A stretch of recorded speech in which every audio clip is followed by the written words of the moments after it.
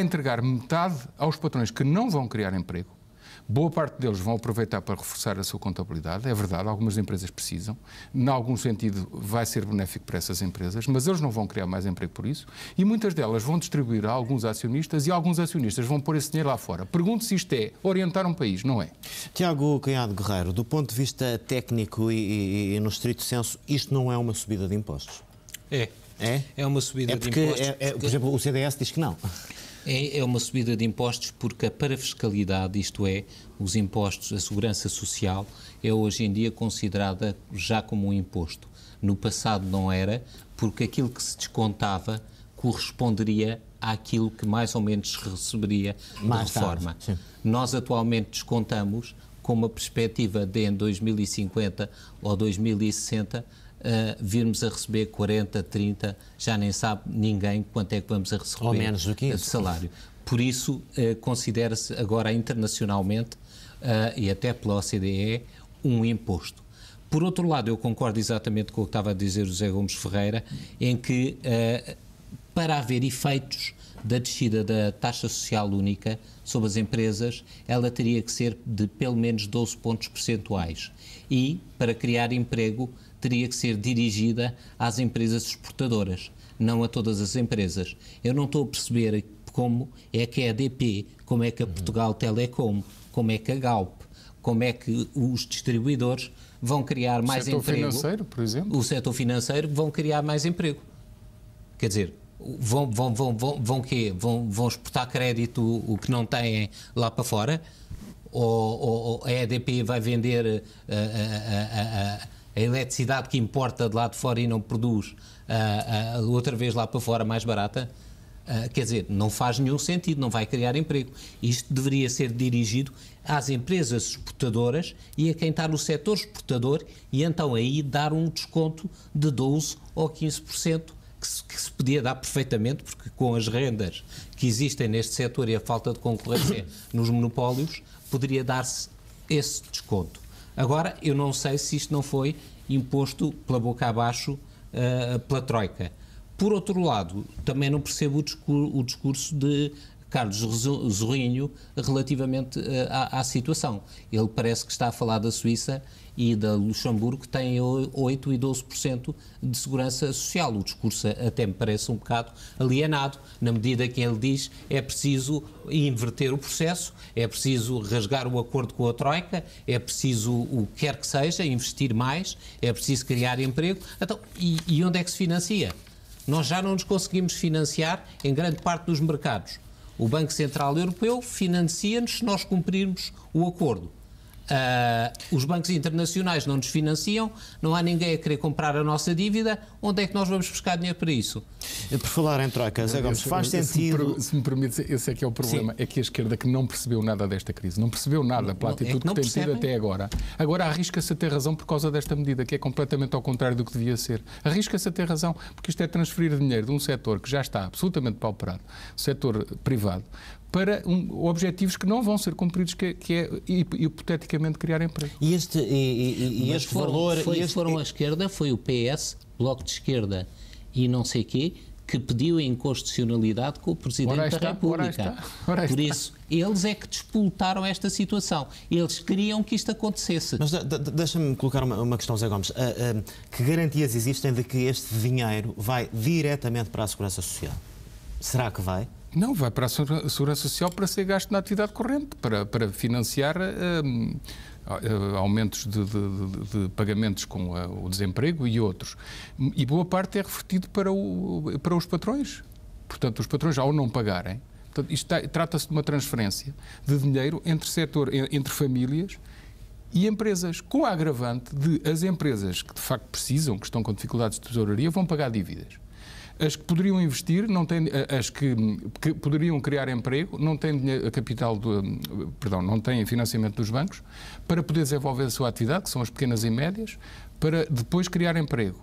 As grandes vão empostar esse dinheiro, vão encaixar esse dinheiro e não vão criar emprego porque não há mercado para produzirem mais bens. Foi por isso que eu ouvi dizer já esta noite que este é a decisão mais errada do Governo desde que... Na minha opinião e arrisco dizê-lo com esta clareza, porque Eu admitia ser submetido a mais austeridade. Admitia. Eu sempre disse isto na minha família, no meu grupo, no círculo de amigos. Admitia e admito. Se tiver lógica e se me dissessem assim, o Tribunal Constitucional impediu que se cortasse 2 subsídios na função pública, agora vamos distribuir isto. E se me dissessem assim, vamos repor um adicional de 13º mês ao setor privado. E se fizesse o mesmo adicional do ano passado, tinham 2 mil milhões de euros para cobrir o déficit. Ora, isto ultrapassa, vai aos 4 mil milhões de euros, é retirado ao setor privado e depois eu descubro que não é para resolver o problema do déficit. Portanto, a loucura, e desculpem-me o termo, mas estou um bocado indignado com isto, a loucura é tão grande que as famílias vão perder 4 mil milhões de euros e daqui a um ano vamos estar a olhar uns para os outros e dizer que afinal o déficit não está resolvido. É o que vai acontecer. Porquê? Porque metade deste cheque é revertido para patrões que não podem criar emprego porque não têm mercado. Portanto, isto não faz sentido. O timing escolhido pelo Governo para este anúncio faz sentido, ou seja, a avaliação da Troika termina na próxima segunda-feira, estamos à beira do fim de semana, seria de esperar na quarta-feira uma explicação do Ministro das Finanças aos deputados no Parlamento.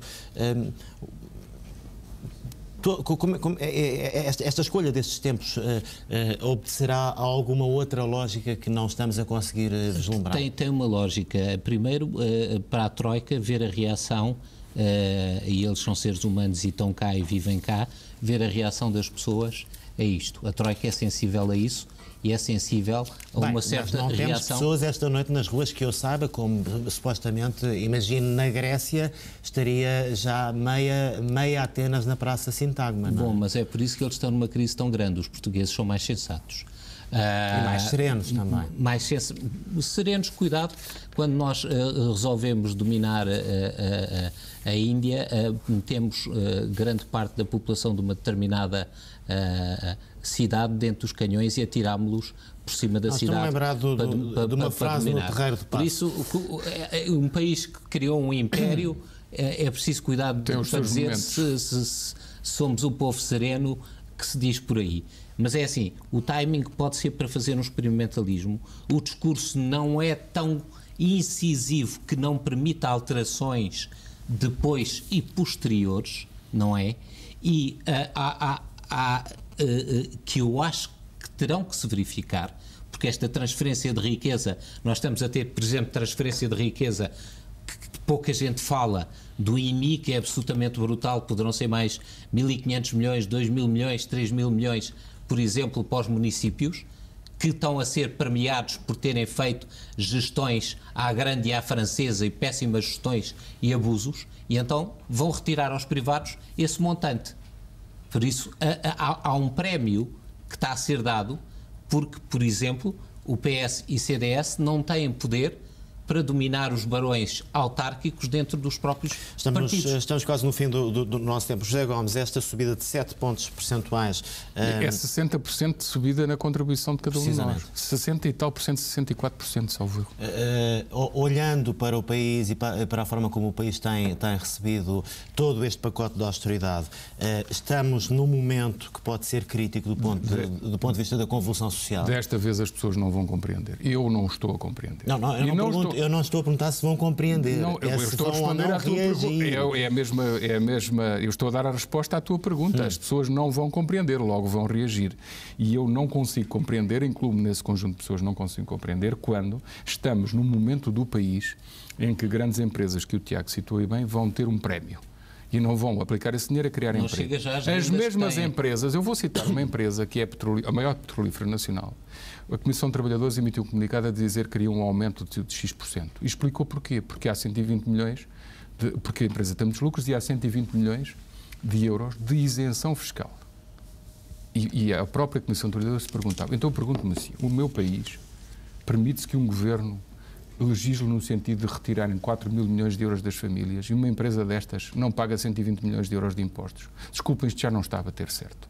Este país é o país em que uma empresa que é dominante no mercado da energia, vai aumentar a eletricidade com a conivência desta Troika e deste Governo, argumentando que existe uma liberalização do mercado. Desculpem, nos livros de economia vem escrito que as liberalizações são para baixar preços. Estão a enganar quem? A mim não estão, nem a nenhum de nós. Portanto, isto acontece ainda sobre esses agravamentos de custos para as famílias. Agora as pessoas já não vão compreender. Acho eu. Isto é muito complicado o que está a acontecer. Acho que isto é uma transferência de dinheiro para onde não devia e, sobretudo, não resolve o problema do déficit. Daqui a um ano vamos estar aqui todos a olhar e a dizer é preciso mais. Esse é que é o grande problema. Esse é que é o grande problema. É que não se cria sustentabilidade. Ao menos que ficassem com os 4 mil milhões e dissessem assim, agora está resolvido. Vamos ter que... a médio e longo prazo. Com certeza. E, por outro lado, vamos voltar à mesma conversa, que é, o que nós temos é um excesso de despesa pública, não é um excesso de rendimentos do setor privado. Por isso, onde temos que cortar é na despesa pública, nas PPPs, nas fundações, nas instituições, nas rendas, etc. E aí é que tinha que haver um corte. Nos 4.500 a 6.000 institutos a mais que existem, só isso estava para Primeiro-Ministro devia fazer uma comunicação destas e não ser capaz de dizer concretamente qual é o valor que vai cortar. É isso que me surpreende. Nós tínhamos previsto mais tempo para esta conversa, mas o futebol não deixou e por isso vou ter... Deixe-me só dizer-lhe esta que é escandalosa. As fundações... Puxa-me as orelhas. A Fundação Calouste Gulbenkian foi pior classificada como uma fundação só com interesse político, com uma diferença de 14 pontos percentuais.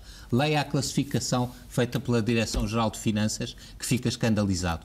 Aquelas que defendem os deficientes, defendem a cultura, defendem tudo, são piores classificadas que todas aquelas que estão ligadas aos partidos políticos ou aos barões políticos. Meus senhores, muito obrigado, boa noite, bom fim de semana.